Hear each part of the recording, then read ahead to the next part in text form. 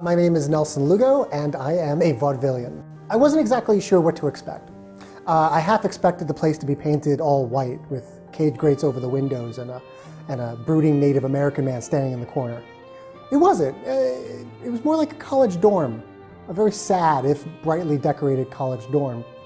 And I was sitting in the common room reading a book, minding my own business, when this guy walks up to me, apropos of nothing, and he says that he's a Ghostbuster. And he starts humming the Ray Parker Jr. song. I mean, you know the one, the da-da-da-da-da-da-da-da-da, and then he just stops and says that he's also the Marshmallow Monster, and then just walks away. I wanted to so desperately stand up and say, hey, that's not called the Marshmallow Monster, that's Gozer the Gozerian as the chosen destructor form from the Stay Puft Marshmallow Man from the seminal film Ghostbusters. But I didn't. I was just too sad to get into a nerd rage over it. I was diagnosed with single episode major depressive disorder, and I was committed for suicidal ideation because I don't want to get into too many details, but at one point I was married, and then I wasn't, and in the grossest understatement of my life, it didn't work out too well. It's funny because what finally snapped my brain wasn't the emotional abuse or the infidelity. No, what finally did me in was the day that she decided to leave, the day she packed up and left, was April Fool's Day, 2009. Which means she left me on April Fool's Day, April 1st, which I thought made me the butt of some cruel and cosmic joke. But if you knew us, you would sort of understand, like, that kind of made sense because we loved to make each other laugh all the time. She would often joke that she was going to change her married name to Lugosi, blah. And I often joked that between her and her twin sister, I clearly fell deeply and madly in love with the evil twin. 10 months go by. 10 months of just unchecked sadness and despair, and I found myself standing over the kitchen sink holding a chef's knife to my throat, thinking that I should probably do it in the bathtub because it'll be easier to clean up for whoever found me. And also, spoiler alert, I don't want to ruin the ending of the story for you, but I'm fine. I mean, I make it out okay. But in that moment, I was not okay. I was in just complete misery. To be clear, I don't think I wanted to die so much as I just wanted the pain to stop. In a moment of self-preservational clarity, I called a friend. That friend got me to the emergency room of a hospital in Manhattan. They immediately took all of my belongings, and they assigned a security guard to sit at the foot of my bed, which I can only imagine is the easiest and most annoying gig you had to do that day. And many hours later, many hours later, I was transferred to the Presbyterian Hospital for Psychiatry and Mental Health in White Plains, New York. I was assigned to Ward 6C, which is a locked dorm for non-violent, non-psychotic patients.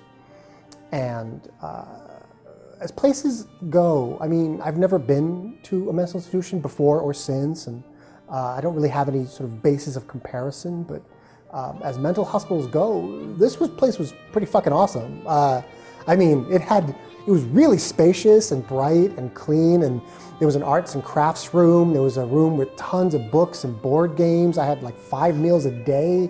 I had my own room. Well, that's not true. My roommate was a narcoleptic on heavy meds, so basically I had my own room.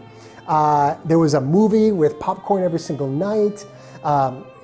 It was great. And then like 3 times a day, I got drugs. If I wasn't so damn sad, I probably would have had a wonderful time there. Mental institutions are wasted on the crazy. I'm gonna tell you right there. But I just couldn't enjoy it because obviously I was too mired in my own sadness and despair to even give it a moment's thought.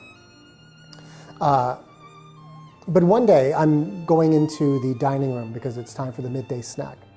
And the midday snack happens to be cookies and milk. and I really love cookies and milk. And so I grabbed my carton of milk and this little plate of cookies, and it's this soft batched oatmeal raisin cookies in the shape of a heart, and there's pink frosting on it and red sprinkles. And I'm looking at it and I'm kind of confused because I don't really understand why the shape. And then I look around the room and I look at the decorations and I look at the calendar on the wall, and it dawns on me the reality of my current situation. And then two things happen at the exact same time. I begin laughing hysterically and crying uncontrollably, which in a mental ward causes very serious concern for the nursing staff. They all rushed to me. I told them, no, it's okay, I'm fine. I just came to a realization.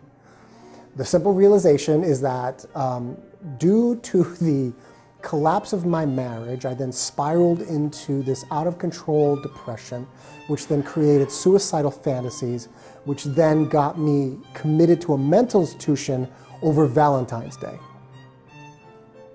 I just thought that was fucking funny. So I'm sitting there with tears and crumbs falling from my cheeks, and I'm just thinking so like it feels like my brain just got turned on for the first time in months. And it occurred to me that maybe I wasn't completely as broken as I thought I was, because if anyone who can, given their current circumstance and find something funny, that can't be someone who's completely broken, right? And I had forgotten to laugh in that 10 months. And laughter to me is like water, I need it. And I had forgotten to do it. And then I started thinking about my ex-wife, and I thought maybe, you know what, maybe she's not the evil twin, you know. Maybe she was battling her own marshmallow monsters. And it's just unfortunate that she chose to bust her own personal ghosts through me, you know. She never meant to hurt me. She just never cared that she did.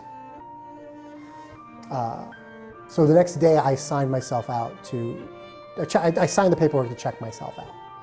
And I often think about Ward 6C a lot, not because I have any sort of nostalgia for the place, but those cookies were really good.